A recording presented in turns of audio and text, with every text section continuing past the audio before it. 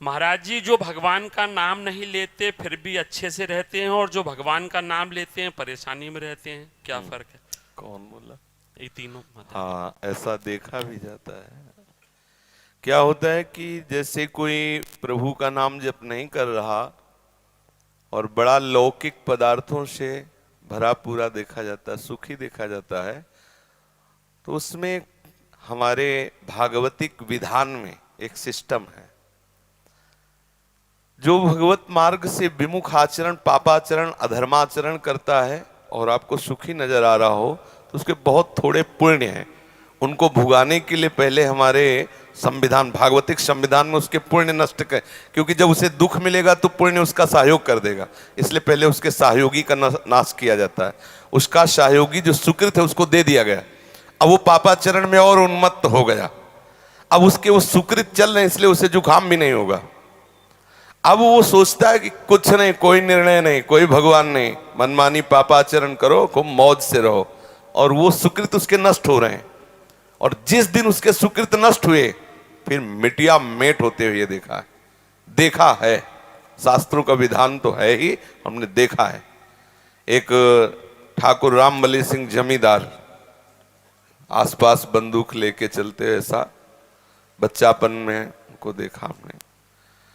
वो ऐसे मतलब अपने गर्भ में रहते थे कि किसी को कुछ नहीं मानते थे। एक गरीब ब्राह्मण था जिसकी उन्होंने संपत्ति का अपहरण किया, तो वो गया और हाथ जोड़ा कि लंबरदार, गांव में ठाकुर जमींदार को ऐसे प्यार भाषा में बोले, लंबरदार, आप तो राजा हो, आप तो ठाकुर हो, आप तो जमींदार हो, हम गरीब ब्राह्मण हैं, उतने से ही परिवार चलता था, आप गालियां बके।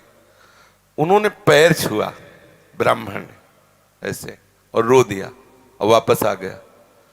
जानते हो, आज उनके कुल में कोई पानी देने वाला नहीं। कुछ ही दिनों में बड़ा लड़का भयंकर कैंसर से बीमार हुआ, मर गया। दूसरा दिमाग खराब हो गया, तीसरे की टांग टूट गई, चौथा लेबरी करके उनको जो खवाने वाला था पीलिया हो गई। और आप अफीम के इतने नशेबाज बन गए कि धीरे धीरे सब जहां उनके आगे पीछे बंदूक लेके चलते थे वहां मक्खी उड़ाने वाला कोई नहीं रहा, और एक पशु की तरह मरे जब कोई फेंकने वाला नहीं, ऐसी स्थिति। होता क्या है कि शुभ कर्म जब तक हमें वहां के हमारे भागवतिक विधान में सिस्टम है, यदि आप अधिक पाप करेंगे तो आपके जल्दी से जल्दी शुभ कर्म आपको दिए जाएंगे कि वो नष्ट हो, तब तुम्हारा नाश शुरू होगा।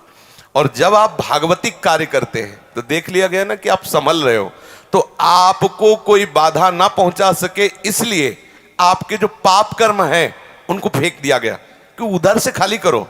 जो उसके शत्रु पक्ष के पाप कर्म जमा है उसको नष्ट करने के लिए उनको भेजो, क्योंकि इस समय धर्म निष्ठा में है, ये पचा जाएगा। तो उसके पाप कर्म आते हैं और धर्म में प्रबल होकर के उन पाप कर्मों को भोगता है, धर्मात्मा बन के चलता है। जिस दिन उसके पाप नष्ट हुए वो सुकृत और ये वर्तमान के सुकृत मिल गए, उस दिन जय हो जाती, उसकी कोई पराजय सजयती, त्रिभुवन में उसकी जय जयकार हो जाती, और उस पापात्मा का ऐसा नाश होता है, कोई पानी देने वाला नहीं मिलता।